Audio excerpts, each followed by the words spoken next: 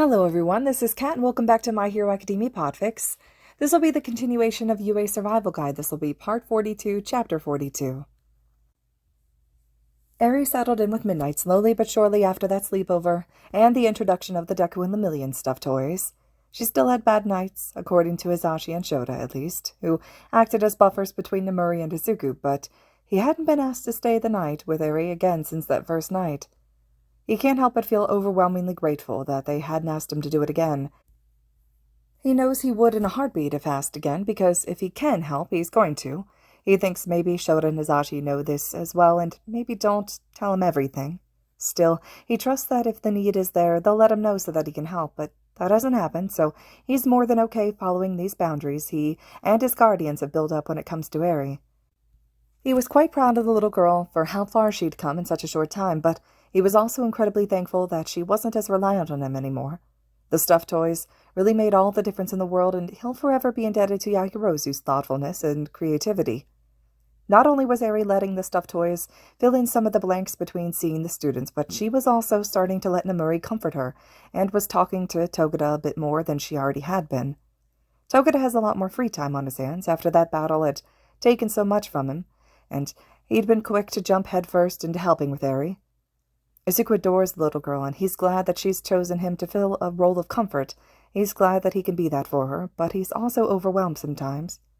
He's glad that she's dispersing her trust and allowing others to provide something that she'd only looked to him for the first little while. Arie has a whole network of people wanting to help, and he's happy that she's opening up and letting them in, as slowly as she's adjusting. He feels really guilty that he really is thankful for the fact. He knows that Arie is just seeking comfort in him after a traumatic event, looking to him because they'd bonded in a way that many people wouldn't understand, but in a way that little girl clings to. And Izuku gets the reliance that she has on him. He really does. He gets that he'd unintentionally bonded with the little girl differently than anyone else has. Right from the start, battling Chisaki, they'd formed a bond in the way that they'd used one another's quirks to take Chisaki down, and Izuku knows that he wouldn't have been able to without Arie, and he thinks that she knows that had he not been using his quirk to the point of fatal injuries that her quirk fixed, well, she would have ended up hurting him accidentally.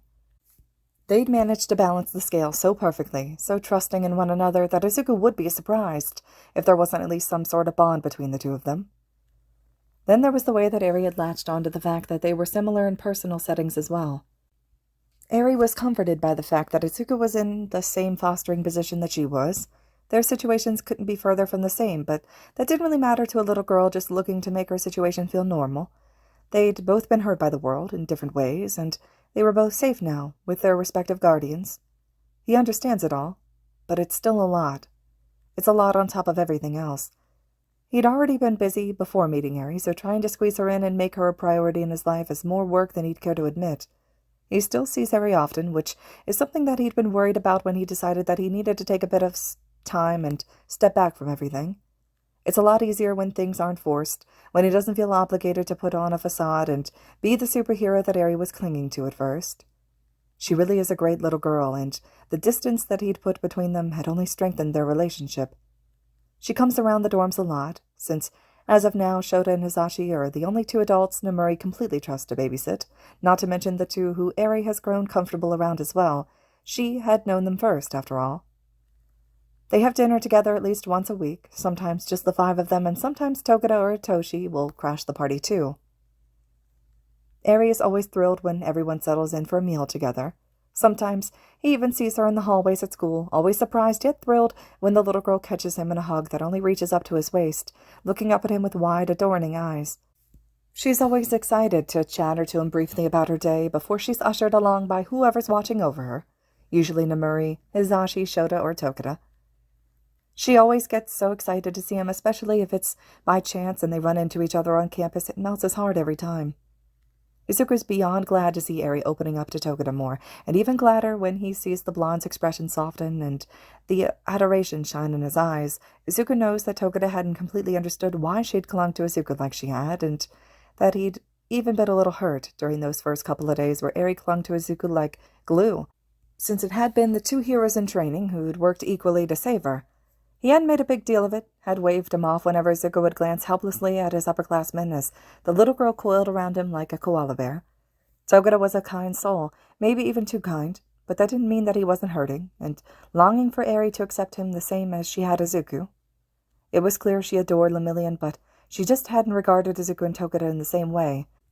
Izuku had been Zuku-ni since those early days in the hospital when Hisashi had kiddingly called him as such when they thought the little girl was asleep, but Togeda was still trying to work her out of the Lemillion habit and into Mirio-kun instead. She had been spending more time with Togeda now, though. Togeda had been one to step up where Izuku couldn't. He's been helping Nomuri out a lot with Arie during the day.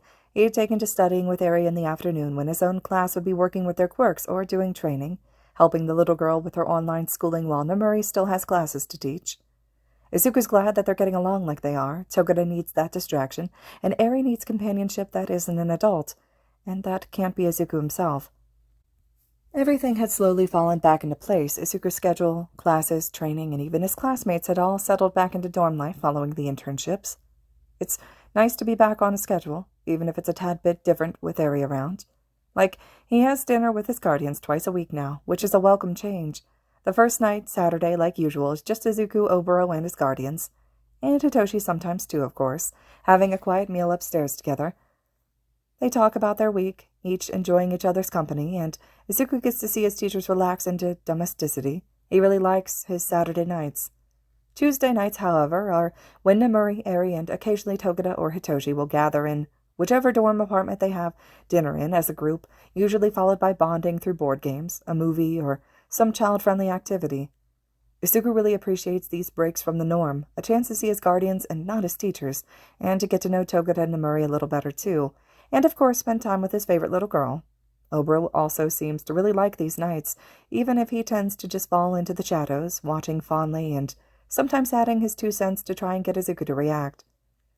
His schedule's a bit tighter when it comes to free time, which is amazing considering he'd hardly had any before, but now he makes an effort to be involved with Arie when he can, and he tries to join in class activities as much as possible too. He tries to see Shota, Hisashi, and Itoshi more too, forever grateful for the weekly dinners that made that much easier. It had been far too easy to start to fall back into the isolation that he'd grown up in, and it was made worse knowing that this time around there were people who did want him around when he couldn't be there. He doesn't want to let his friends down and hates the thought of prioritizing anyone, when he wants to give everyone in his life everything he has. He likes being a part of the class and getting invited to do things and have a whole dorm of people who he considers his friends. He doesn't want to do anything to jeopardize that, so finding time for everything is essential. It takes some time for everything to fall back into place, but the school year continues on despite the mess of everything falling back into place around them. Shota springs the school festival on them. One class and, well, maybe not sprung, since they know it's a thing. It's always talked about, every year, even outside of Yuuei, but with everything else going on around them, Izuku had forgotten it was a thing, sort of. Or maybe he just hadn't realized how quickly this year was going by. They were already at the school festival. Crazy. It feels like just yesterday he was just starting out this school year, having the worst couple of weeks of his life as everything he knew had crumbled around him, feeling isolated and alone and terrified. Now look at him. Guardians who don't despise him, a class of friends who don't mock him or belittle him, a ghost best friend who's probably the closest anybody had ever been to him. Kachan is nice to him again in, well, a Kachan sort of way, and he has a roof over his head, no, 3 roofs over his head technically. He has a pseudo-little sister who he absolutely adores, and foster aunts and uncles and cousins. He has All Might and a whole school of hero teachers he trusts with his life. Izuku smiles to himself at the thought. What a difference. He never would have been able to imagine this when he was little. He doesn't think that he could have dreamed anything as nice as this. Him, Midori Izuku, who had been written off for being quirkless at age 4, and even before that by his mother and father for his odd ability. He had everything little Izuku craved when he was little, and when he realized that, everything about him was different. What he dreamed and prayed for. Izuku wakes up early on the morning of the festival. He has a plan. He and his class are going to put on the best performance. He's going to make Arie smile. A really honest, childlike smile. He's seen little smiles from the little girl, upward quirks of her lip, adorning little smiles, uncertain half ones. He has to run into town for some rope for their performance. It's not safe to swing Aoyama from a rope that could potentially snap mid-performance, and he feels bad asking Yaoyorozu to make some after everything that she'd already been making for them, so their performance is a success. Plus, he had wanted to take a trip into town for some other supplies, so it wouldn't be too much extra effort to stop at a hardware store for some sturdy rope. He knows most of his class is still asleep. It's very early. He's doing some morning practice with Yagi-san, and he still needs permission to leave campus. It's a good thing that he knows his guardians will already be up. Izashi has an early morning patrol, and Izuku knows this because the man had grumbled about not being able to get the entire day off for the festival just days prior. And Shota, though usually taking any opportunity to sleep, will be up and ready for the festival too. Izuku thinks most of the teachers are probably up now and about, and it won't be long until the students start to wake up too. So Izuku gets dressed in his training clothes and quietly sneaks out of his dorm, heading toward the stairs. Oboro trails alongside him, hands tucked in his pockets as he keeps his pace. "You think they'll let you leave?" The ghost cocks his head to the side as he continues up. Going off campus is a lot to ask, especially after everything that's been going on recently. Shigaraki's unpredictable, and it's no secret that today's the festival. "We can't put on our performance without the rope." Izuku frowns, turning the ghost's words over in his head. He bites down on his lip. "I really hope so. It's not like I'm asking to go far. I looked online last night, and there's a hardware store just beyond the forest. I can walk." "I don't think they'll be worried about you walking," the ghost offers with a teasing smile. "It's more the you being a danger magnet part that I think they'll focus on. Letting you leave campus alone usually results in some kind of catastrophe." "That's not true," Izuku pouts. "You're my friend. You know you're supposed to be on my side, right? And catastrophe seems like a bit much. Overly dramatic. Maybe I end up with minor predicaments sometimes. Maybe." "Minor predicaments? No way, Zuku. Catastrophe suits you perfectly." Oboro laughs wholeheartedly. "And friends are also supposed to be honest. You're a danger magnet, dude. Sorry to break this unfortunate news to you, and if anything, I think I'm being underdramatic. You wind up in a lot of precariously dangerous situations when you're left alone." "Am I ever really alone?" Izuku asks dryly, shooting the ghost an unamused glance. "Maybe you're the danger magnet, and it just falls onto me because I'm the only one it can fall onto. You're always with me, right?" "Says the one who got kidnapped all on his own. I tried to join you, but no," Oboro huffs out teasingly. "Nice try, though." Izuku pauses, purses his lips before laughing softly in agreement. "That's fair." Izuku holds the door open for Oboro when they reach the top of the staircase, even if he knows the ghost could phase right through it. Oboro beams widely as he melodramatically waltzes through the door, bowing his head in silent thanks as he passes by. Izuku watches unamused, deciding that it's too early for the ghost's antics. Izuku hesitates for just a second as he approaches the door. It still feels weird entering the apartment like this, even if he has a key and explicit permission to come and go as he pleases. He bites his bottom lip as he slips the key that he'd been fiddling with in his pocket out and unlocks the door. The apartment's quiet, but some of the lights are on, and the faint smell of something delicious tells him that his guardians are in fact awake, like he'd been hoping. Izuku kicks off his shoes, not loudly, but not trying to sneak around either. "Kid?" Izuku hears from the kitchen. "Yeah, it's just me." Izuku identifies himself so as not to worry his guardians. He smiles softly to himself as he pushes his shoes up against the wall, exchanging his shoes for his slippers that wait for him. "Good morning." He steps further into the apartment, shuffling his way into the kitchen with the ghost trailing silently after him. The kitchen is well lit when Izuku finally rounds the corner. He blinks in surprise when he finds just Shota sitting at the table, hands curled around a mug of steaming coffee. He glances back behind him, listening for any noises of the other man around, but the apartment is silent besides the kitchen. "Morning." The man bows his head gruffly, sipping at his coffee. "You just missed Hizashi, so I hope it's me you were looking for. Something wrong?" "Why is your first thought that there's always something wrong?" Izuku frowns, inching into the room and settling at the table. His guardian shifts a bit from where he'd been slouched in exhaustion, straightening up enough to give Izuku his attention. Shota gives him a tired, bland glance before sipping at his coffee again. "Force of habit." Izuku purses his lips in a half-hearted offense as the ghost hovering behind him snickers. "And," the man continues thoughtfully, "you're not usually one to come up and see us first thing in the morning. It's safe assumption when it comes to the horde of your hellions that I'm responsible for. Something to do with the festival, then?" "Man," Oboro chimes in, sounding impressed. "He can read you like a book." "Sorta," Izuku hums out. "If it's got to do with stage fright, I'm afraid Hizashi is far more suited for that kind of pep talk than I am." Shota hesitates, looks down into his mug before continuing softly. "Just try your best. You've all been practicing hard and you'll do fine. Thank you. Izuku's heart warms fondly. But that's not what I wanted to talk to you about. Shota cocks his head in Izuku's direction, urging him silently. Izuku laces his fingers together, settling them on the tabletop anxiously. Well, I was wondering if I could have permission to head to town this morning before the festival starts. Why? Shota arches an eyebrow but doesn't instantly deny him. They'd been uptight about security since the kidnapping and the dorm's instatement, so Izuku's not surprised. Getting to leave to go home on a weekend is a hassle, too, as far as Izuku has heard. He personally doesn't know how, but Uraraka, Hitoshi, Ida, and Asui, as well as various other classmates, have complained about it. The rope Aoyama and I have been using is starting to fray, Izuku explains.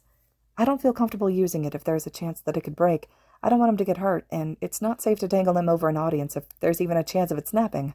I would ask Yaoyorozu to make one, but she went to sleep really early last night, and I don't want to disturb her this morning since she's been using her quirk a lot lately, and it's already super easy to get rope. Plus, I wanted to grab a couple of other things, too. I promise I'll be back way before the festival. Aren't you supposed to be meeting Yagi this morning? Yeah, Izuku admits. But I'll have loads of time to finish that, and grab what I need in town and get back to school before the festival even starts. I'm a fast walker. And you want to go alone? Shota asks carefully. Well, Izuku huffs, ignoring the silent presence leaning against the backrest of Izuku's chair. Yes? Figured I could get it out of the way so that we're ready for the performance. Aoyama's naval laser is a vital part of the performance. It wouldn't be the same without it. Hizashi or I could take you, Shota offers. No, Izuku denies quickly. It's only a short walk. I'll be fine, and you both will be busy anyways. Hizashi's already on patrol, right? He'll just be back in time to announce the festival, and I know you told Nomuri that you'd look after Arie-chan with Togata today. She's been really excited for the festival, and I know that you're supposed to be keeping an eye on us, too. I'll manage alone. I'll be fine. The man hesitates, like he's seriously trying to find the time in his schedule to tag along with Izuku, but comes up short if the sour grimace on his face is anything to go by. The expression melts off his face almost as fast as it had appeared, and he blows out a defeated breath. Fine. Thank you, Izuku bows his head. I'll be super fast. Uh-huh, the man sighs, sipping at his coffee. Just don't make me regret this, kid. Stay out of trouble. You have my number. If anything happens, contact me, all right? After everything that's happened recently, Nozu's been super uptight about this festival, and he'll be on my ass about this. I think it's justifiable at this point. I know. Izuku bows his head. I won't get into any trouble. I know how excited everyone is for this, and Arie's been talking about it non-stop. I really hope that she likes it. She will, Shota assures knowingly. I'm sure Arie would like anything that you're a part of. I want her to like it because she likes it, Izuku pouts, shifting in his seat so that he can cross his arms along the edge of the table.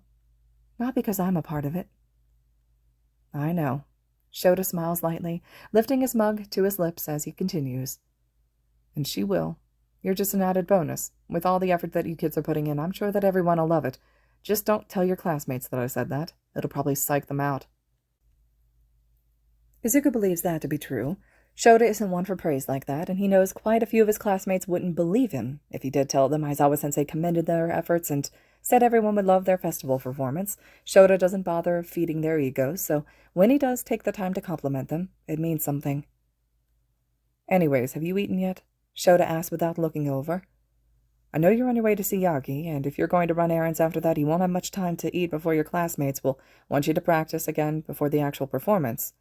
You know I'm not a fan of you not eating, especially with that quirk of yours. Oh, no. Not yet, at least. Izuku had been planning on grabbing something quick downstairs. He'd need to meet Yagi-san soon if he wanted to get any practice in. The shops in town started opening at 7:30, and he wants to get that out of the way so that he can help with everything else. Did you want the rest of this? Izuku glances down at the plate Shota gestures to, eyeing the omurice with a couple of bites taken out of it. Hizashi decided we needed a big breakfast for such a special day. He's always like this on special occasions. I'm never hungry this early, but I didn't have the heart to remind him of that when he was so excited. Appease the husband, Oboro whispers approvingly. Well trained. Izuku bites back a laugh. Sure, he agrees after forcing down the laughter. I like Hizashi's cooking, and I haven't had omurice in ages. Auntie used to make it all the time, but it was usually really spicy. A lot of the food in the Bakugo house is spicy. And he likes to cook for you, Shota tells him fondly as he slides the plate across the table. This one isn't spicy, but do you like spicy? I'll eat anything, Izuku informs as he takes a bite.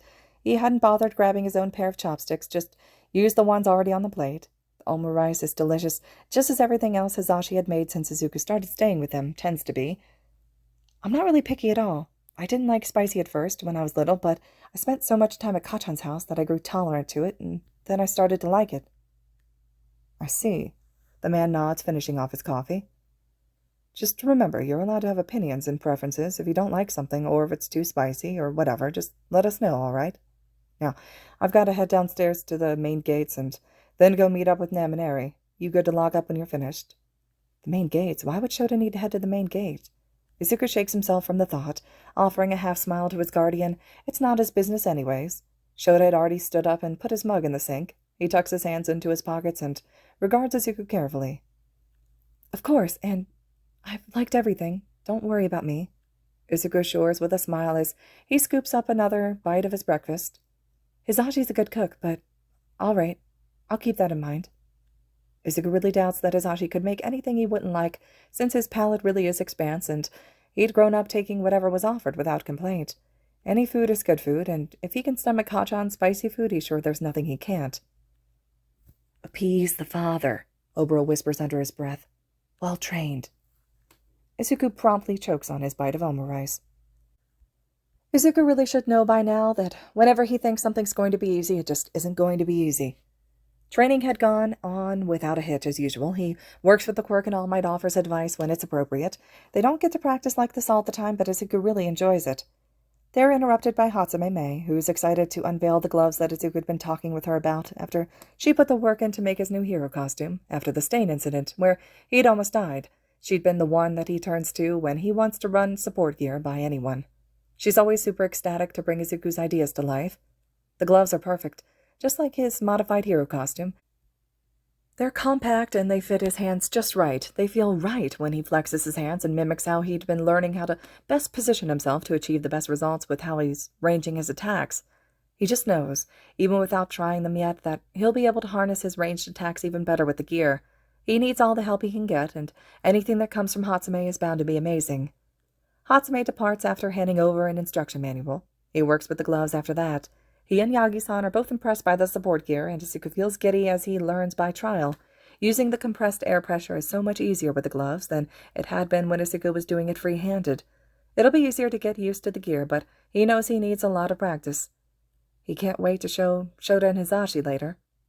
Oboro watches in awe as Izuku learns the new gloves, making progress in leaps and bounds. It's the ghost who warns him that he's running behind.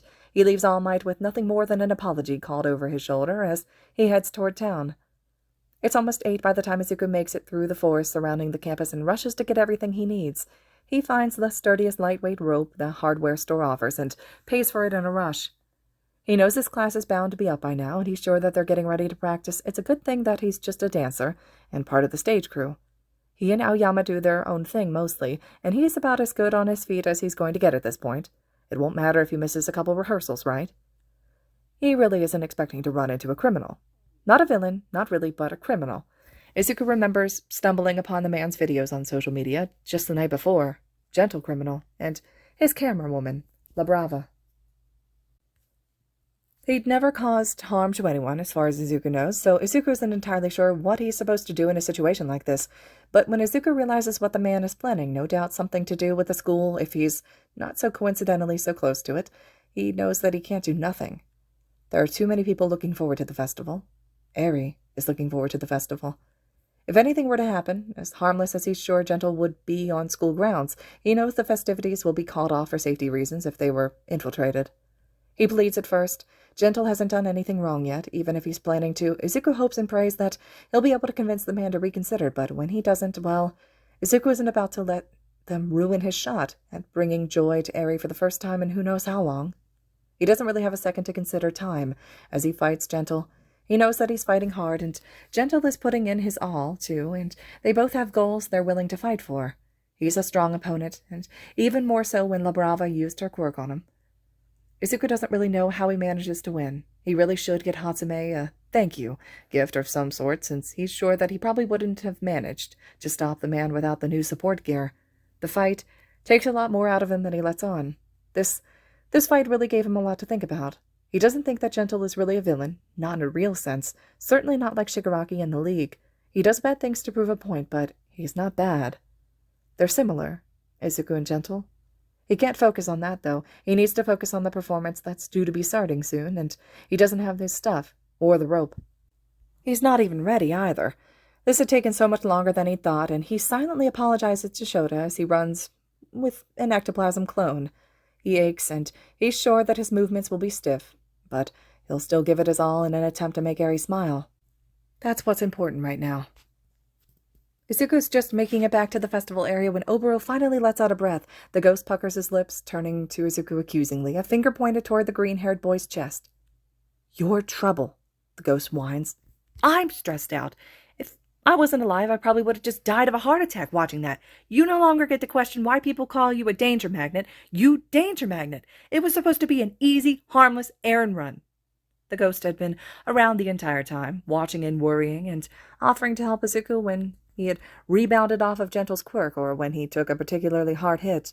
Oboro had been going stir-crazy, sticking close to Izuku but never close enough to touch. He'd even settled at Izuku's side, just out of reach, toward the end of the fight, and Izuku knows he'd probably looked like a crazy person, shaking his head so adamantly so many times during that fight as the ghost had pleaded to assist. He can't learn to rely on a quirk that's not his. Sure, he can use Cloud, with Oboro's help and his own ability, but Cloud isn't his. Cloud isn't something that he can conjure whenever he needs it. It isn't like One for All. He'd learned that the hard way, when he'd been separated from Oboro during the kidnapping. Cloud belonged to someone else, so developing a dependability on it isn't smart. And the last thing they needed was Oboro's quirk being spotted again, especially with so many heroes, students, and teachers just on the other side of the forest. They'd narrowly avoided Gentle and La Brava ruining the day. If an unknown quirk was spotted, it probably would be deemed a threat just the same. It's when Izuku's finally changing into his suit for the performance, the minutes ticking down, that he takes a second to glance at his phone. His heart stops when he sees the text notifications. "You should be on your way back now. Text me when you're back on campus. Training with Yagi should have finished by now. You should be back on campus. Text me when you see this." The new texts come a while later, quite recently. Izuku's heart hammers in his chest as he forces himself to scroll down, shame and embarrassment lifting to his cheeks. He really does feel awful. He feels even worse that he'd not seen the texts until now. He could have responded if he knew they existed. He would have, right after the fight, as soon as humanly possible, honestly, because he hates letting his guardians down. "I do love hearing about supposed trouble involving my kids through the teacher grapevine when I specifically told them to contact me if they ran into any problems. That was my condition to permit your outing. Yagi confirmed you're back on school grounds. You were supposed to be back hours ago. I've been hearing all sorts of stuff from the teachers, but nothing from you. I'm waiting for confirmation from you, Izuku. Snipe said there was a villain. Are you okay?" "Yes, sorry. I'm here just to hiccup on the way back to school. I'm fine. Safe and sound. Getting ready now." The response comes almost as fast as Izuku had sent his own. Shota must have been holding onto the phone waiting, which sets a new wave of guilt into his stomach. He hates this. "Oh, good. Our texts are going through." Izuku can almost hear the sarcasm in that text. He feels bad, biting his lip as he tries to figure out a response. He doesn't think anything he can text right now will convey his heavy guilt, and maybe it's best to let Shota calm down before he tries to grovel and apologize. Probably better done in person anyways. His patience is answered by the next vibration of his phone. "Your classmates are waiting for you. Focus on your performance now. We'll talk later. Good luck." Izuku swallows down the guilt, which is swiftly replaced with nerves and anxiety. He doesn't doubt that Shota will be talking to the other teachers, probably Hound Dog and Ectoplasm, who were the two to find him and the villains. Oh no, he's in so much trouble. "This is not looking good for you." The ghost who'd been reading over his shoulder let out a whistle. He's probably been super worried all morning. "I'm dead," Izuku whispers, dropping his head between his knees. "How am I supposed to text someone in the middle of a fight? I could not stop him. I feel so bad, though. I didn't mean to worry him. It all just happened so fast." "Some would argue that you should have told the adults right away, probably as soon as you saw Gentle." The ghost plops down beside him, petting Izuku's back sympathetically. "It is kind of their job. Probably would have been a faster fight with Ectoplasm or Hound Dog, or even Eraserhead helping. The festival would have been cancelled if I'd done that, Izuku mutters. You heard Shota. Principal Nezu was already on edge. Anything out of the ordinary would have shut everything down. You know even gentle would be a threat at this point. I don't regret what I did. I'll happily take the loss and punishment if it means that Arie and everyone else gets to enjoy the festival. They were so excited. So tell Sho that. Oboro chides, nose scrunched up in a duh sort of way. I mean, it probably won't get you out of trouble entirely. You were reckless today, and you did disobey him, technically, but he knows you. He knows the type of person you are, that you're a self-sacrificing blockhead, a naive kid with a heart of gold, an idiot who thinks about others more than himself. Do your pep talks always include so many insults? The best ones always do, sport. Don't call me that, Izuku groans, finally lifting his head from between his legs. I hope you're right, because I don't like him being angry with me. He's more worried.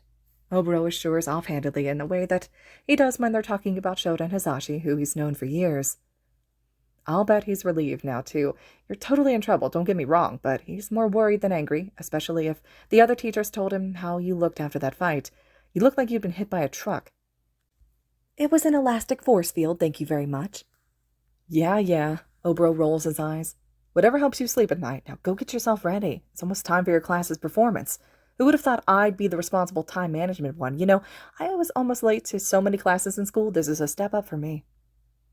I've apparently hit a new low, Izuku sighs teasingly as he finally tugs on his jacket. He frowns down at his phone before slipping that into his pocket. Anyways, the show must go on. My impending doom will have to be put on hold for now. That's the spirit, Oboro chimes, rushing forward to open the door for Izuku. Now, speaking of your performance, how do you feel about a bit of fog during the end, huh? Perfectly timed? Just a teeny amount to add a little bit of oomph, you know? If you touch me during this performance, I will reconsider your entire existence. Izuku arches a challenging eyebrow as he passes by the ghost, knowing that he's right behind him by the chill that follows. I refuse to believe that my mom didn't want me for years, so I can refuse to believe in annoying ghosts who ignore boundaries.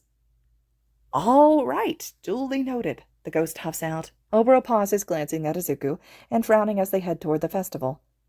And really depressing. Their performance, thankfully, goes a lot better than his morning errands had. He arrives just in the nick of time, classmates ushering him backstage and checking his costume. Everything pans out exactly as it should, exactly as they practiced. His dancing's a bit stiff, a little exhausted after his quick visit to Recovery Girl, and the morning's events finally starting to weigh in on him, but he managed through. It takes a little more effort psyching himself up to holding Aoyama's entire weight with nothing more than a rope and running him along the overhead ice platform so Aoyama's quirk mimics an actual disco ball with all the dropping ice flecks. Everything turns out perfect. Izuku's never been prouder, especially when he looks out into the audience and sees Arie positively beaming. He bites back his own grin as he hoists Aoyama up a little more, shifting his entire grip carefully. He spots Shota and Hisashi too, leaning against the wall by the door watching. The blonde is grinning, while even Shota sports a little pleased smile as he watches. Oboro is down with Shota and Hisashi, grinning that wide, squinty-eyed grin. He gives a double thumbs up when he notices Izuku's eyes, grin widening, if that's even possible for such a happy smile. Chogata has Arie hoisted up in one arm, and in the other is an awestruck Kota. Kota was here. Since when? That must have been why Shota was going to the main gates that morning. The flurry of fondness in his chest makes everything he'd gone through that morning feel worth it. The festival's supposed to be fun. It's supposed to make people smile and let people have a good time. Everything is worth it when he sees those two traumatized little kids staring up in awe and smiling. Putting on a show is a lot more fun than Izuku assumed it was going to be. He likes making people happy, making them smile. The crowd loved their performance, and they'd all done it together, from the band to the dancers to the stage crew as well. They wrap things up quickly after that. The crowd floods out the doors, and Izuku and his classmates are left to tidy up their mess. They're all still hyped up with the fading adrenaline from their performance, so Izuku knows it won't take long to clean it all up. Izuku almost forgets that he's even in trouble until he sees Shota staring at him from the doorway. He freezes up, swallowing nervously when the man wordlessly gestures him over. That can't be good. Izuku startles at the voice so close, swirling around to see Hitoshi with his arms full of ice chunks. Hitoshi nods in Shota's direction as an indication of what he means. Does this have anything to do with your arrival the minute that we were supposed to go on stage? Izuku swallows. I'm sorta in some trouble. He admits it quietly to his friend, marching over to the waste bin where he drops his armful of confetti, Hitoshi follows him along, frowning thoughtfully. "I'll say," the purple-haired boy snorts, "you really annoyed the 1A kids by showing up so late. I wouldn't keep 'em waiting, too, if I were you. And if you skip out on the entire cleanup, I'll be pissed." "I'd rather clean up than be chewed out," Izuku huffs, deciding to bite the bullet and head toward his guardian. "Wish me luck." "Good luck," Oboro chimes from above, sitting right above the two of them on the ice platform that Todoroki had made. Oboro is far too amused by the ice above, considering that he can float. If he really wanted to hang out on the ceiling, he could, any time. Hitoshi doesn't speak, but he does give an almost mocking salute. Izuku sheepishly heads towards Shota, glad that everyone else seems to be busy cleaning up to notice him going. He doesn't think he'd be able to handle any teasing right now. When he reaches his guardian, Shota says nothing. He simply turns and leaves out the door, expectant that Izuku will follow, and he does. It would be stupid to disobey now. Shota remains silent for a couple of steps, and Izuku follows suit, keeping pace. It's not until they're a safe distance away that finally Shota speaks. "You know, I don't know if it makes it worse or better knowing that you ignored All Might too." Shota hums out as he heads away from the doors for a bit more privacy. "I had to talk down All Might, Ectoplasm, and a very angry Hound Dog just now. You're lucky that you're getting the scolding from me instead of Hound Dog. He's so upset he's almost forgotten human language. Listen, what you did today wasn't okay."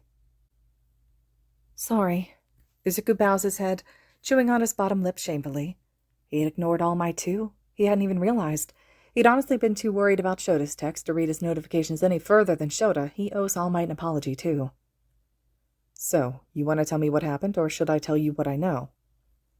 "I didn't mean for it to happen," Izuku whispers out, tugging at his thumb anxiously. "And I really would have called you. Just I sort of forgot. And then I was fighting, and he was strong, and I knew if he won, then the festival would get cancelled, and I really didn't want that to happen. I'm so sorry."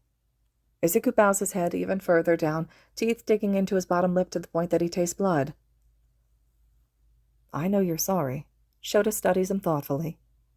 "I just don't understand your aversion to receiving help. Why do you feel the need to take everything on alone?"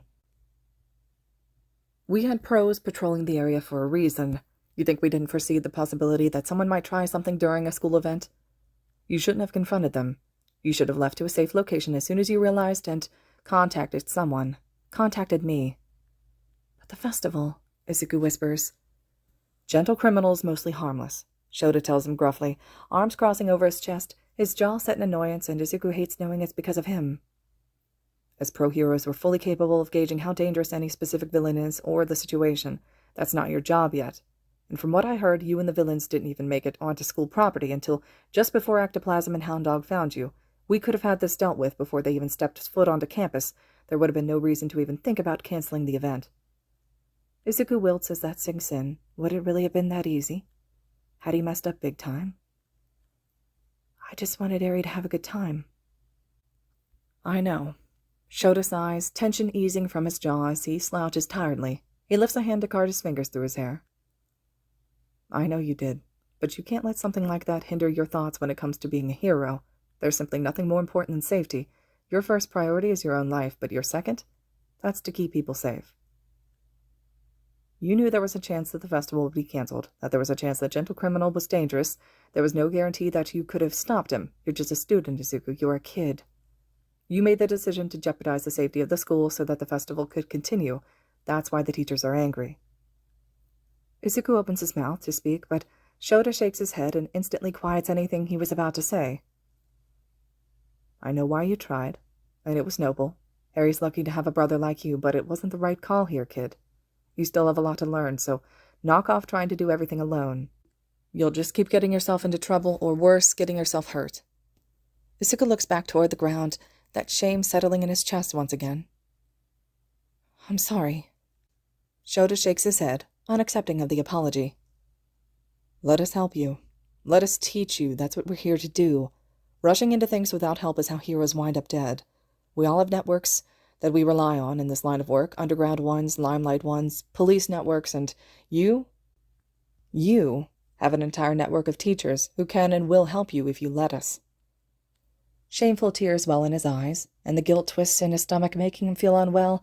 He lifts his hands to palm furiously at his face, sniffling to himself. "I just wanted to see her smile. I didn't mean to cause any problems or worry you. I thought I could handle it, and that everything would be all right. I know you meant well. Shota sighs heavily, sounding tired and overwhelmed.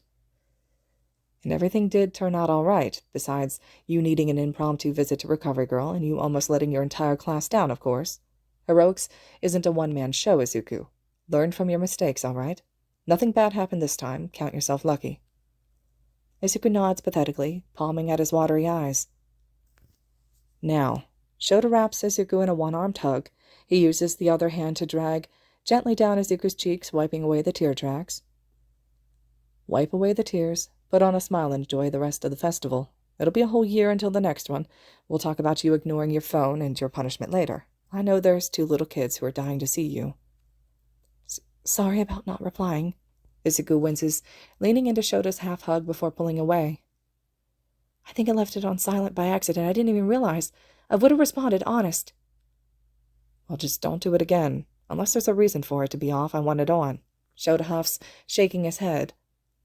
I was really worried when you didn't answer, and no one had heard from you, not just as your teacher, but as your guardian, and I was already hesitant about letting you go this morning, and then you don't respond to any of my texts or calls. I know, Don't say you're sorry, because I already know that. Shota throws an arm over Izuku's shoulders, leading them back to where Kacchan is yelling about something. Sorry isn't a fix-all. Learning from your mistakes and improving is. I was just saying, I want to be able to reach you if I need to, and if you don't look at your phone, it's pretty pointless, yeah? Yeah. Izuku physically stops himself from apologizing again. I'll do better. I promise. Shota glances down, offering him a tiny, almost not even there smile as his arm tugs Izuku closer faintly. I know that too. Being reunited with the kids is perhaps Izuku's favorite part of the day. Well, that and seeing Arie really smile for the first time. He hopes he never forgets that first stunning smile from that little girl, or the wide, sparkling awe in Kota's eyes as he watched, a bit overwhelmed, as some of the 1A students showcase their quirks in the best of ways. They both deserve the world, and he's so happy he was able to offer them something like this. Arie rambles off excitedly about her favorite parts of the performance, and Kota chimes in too, smiling just as wide and enthusiastically. He's glad to see Arie and Kota as fast friends. He'd been a bit worried about Arie only spending time with high schoolers and adults. And he'd been worried about Kota too, for only being around the Pussycats, as amazing as they were. They clean up the rest of their mess and continue on to all the other events as classes are putting on throughout the afternoon. Togata and Izuku look after the kids, and Shota disappears after everything is all cleaned up, probably to do more damage control with the teachers and to explain everything to Hizashi if he hadn't already. Oboro sticks close, and Hitoshi tags along too.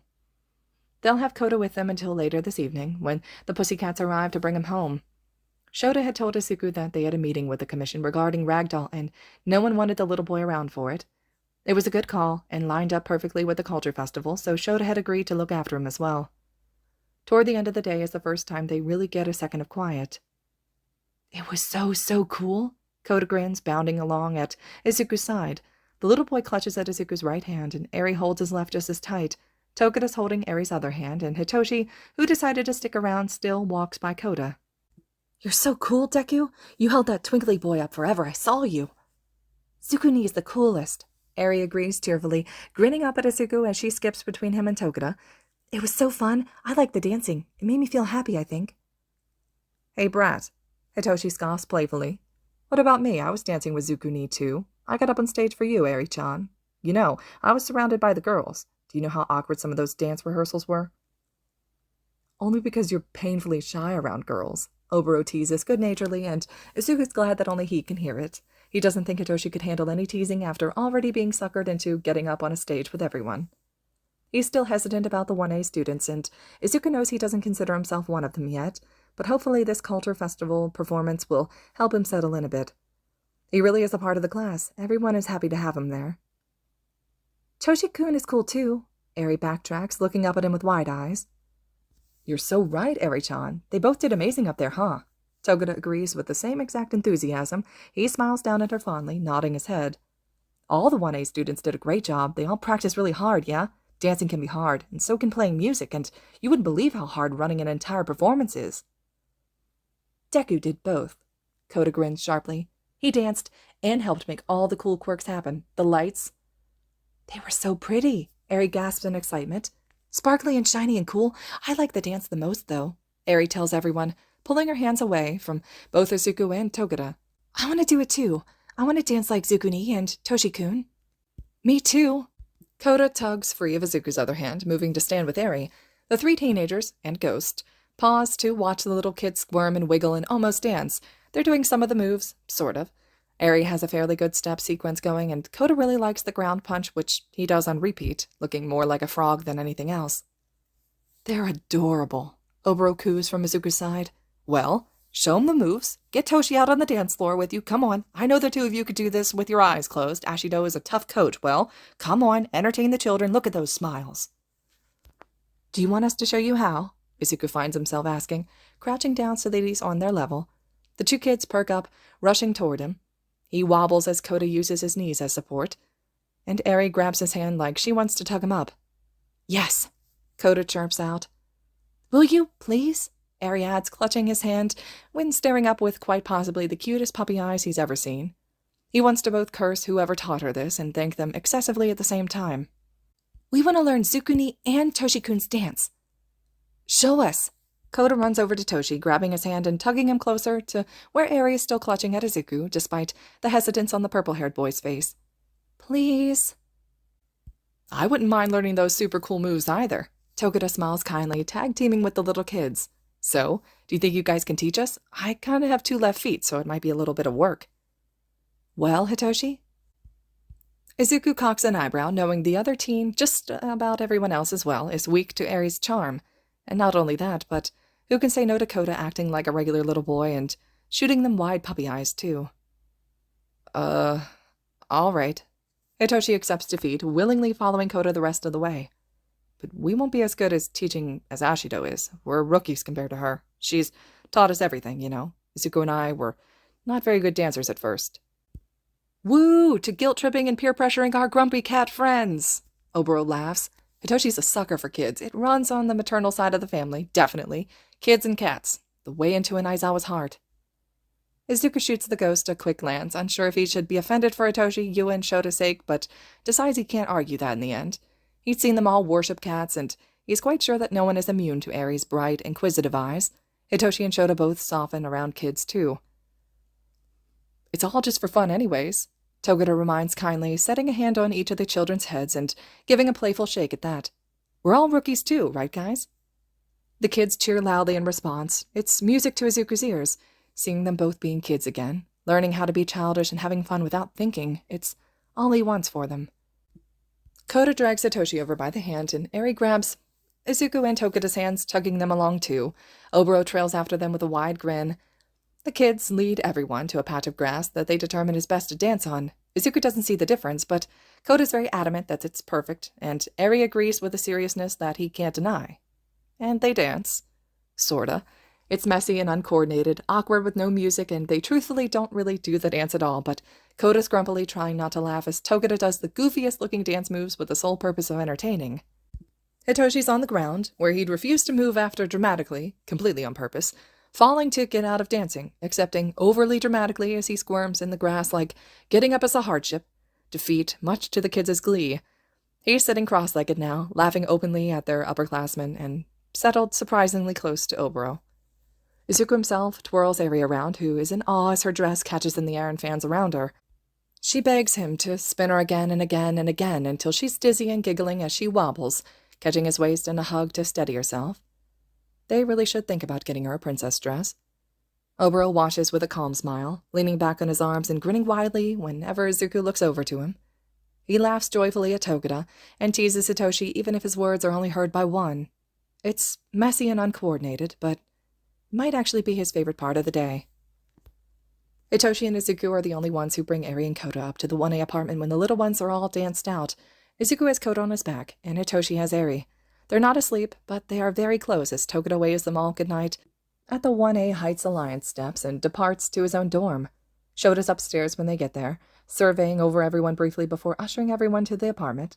The teens carefully settle the kids down onto the couch, and Hitoshi plops down between them. Kota shifts away from the purple-haired teen like he's suddenly offensive, while Arie giggles tiredly. Hitoshi takes both in stride, glancing between the two kids before blinking up at Izuku. I'm beat, he says tiredly. Will you grab me a water, Zuko? Yeah, Izuku nods, pushing himself up from the love seat he'd plopped into after setting Koda down. Would you like some water, Arie, Koda? Both kids accept the offer, so Izuku heads to the kitchen to fetch everyone a drink. They'd done a lot of dancing after all, exhausting work. Shota sat at the table when he gets in there, laptop open in front of him as he types out what looks to be an email. Izuku doesn't linger long, not wanting to intrude on his privacy or see anything confidential or something. Hey, Izuku greets, which earns him a hum of reply. Izuku doesn't take the lack of response to heart, simply continues with his task, beelining to the fridge and grabbing 4 water bottles. He pauses there, glancing back to Shota. Where's Hisashi? Campus patrol. Shota waves off, looking up from his laptop briefly. He drew the short straw when the festival ended, so he's on straggler duty with Namuri. They might be heroes in training, but teenagers are still teenagers. Izuku's mouth forms an O shape as he nods. That makes sense. So, Shota asks as Izuku shuts the fridge. How was the rest of your festival? Hope you had some fun even after everything. It was fun, Izuku admits with a soft smile. Arie and Koda are really great kids, and Togata-senpai's a lot of fun. I never even thought about introducing Arie and Koda, but I think that they both needed someone their own age, you know? They seemed like, well, Izuku bites his bottom lip. Opposites? I didn't really think they'd get along. They are, Shota snorts out. You should have seen them when they met. I'd never seen Arie so annoyed, and Koda was grumpy from the second that we introduced them. For a while this morning, I feared I was going to have to keep them separated all day. Really? Izuku blinks in surprise. That seems fairly in character for Koda, but not for Arie. Why? They both started off a bit. Shota bites his lip, almost amused. Protective of you. Or maybe protective of their standing in your life is more accurate. We already knew Koda highly regards you after the summer camp where you saved him, and Arie, well, she's still a bit dependent on you, too. Thankfully, they found common ground. Common ground? Izuku quirks an eyebrow, still trying to wrap his head around the fact that those 2 kids disliked each other instantly over him. What common ground? You again, the man tells him, quirking his head to the side as he watches Izuku's expressions. When they finally did start talking and they talked about you, turns out they both think that you're a pretty cool kid. They were fast friends after that, bonded over you, talked about you at first, then shared some excitement about seeing you perform and just seeing you in general. It was cute. Really? Izuku bites back the smile. I never even thought... I mean, I know they both like me, of course, but they really like me that much? You do make quite the impression on people. Shota's eyes are back on his computer, but his lips do curl upward faintly, almost fondly. Shota's quiet for a second as Izuku shuffles the water bottles around in his arms. You know, they kept talking about your friend. Shota tells him after a second, just as Izuku's about to head back to hand out the water. Arie mentioned your friend, and I assumed she meant Hitoshi at first, but then, strangely enough, Koda seemed to know who she was talking about. He'd never even met Hitoshi before this afternoon. Really? Izuku bites hard at the inside of his cheek. Must have been one of my classmates, then. I really don't know what they were talking about. I have no idea who that could have been. Izuku swallows and hopes that Shota can't tell. He hopes he doesn't look guilty or suspicious when Shota looks up again staring at Izuku. It feels like the man's looking right into his soul and searching for something.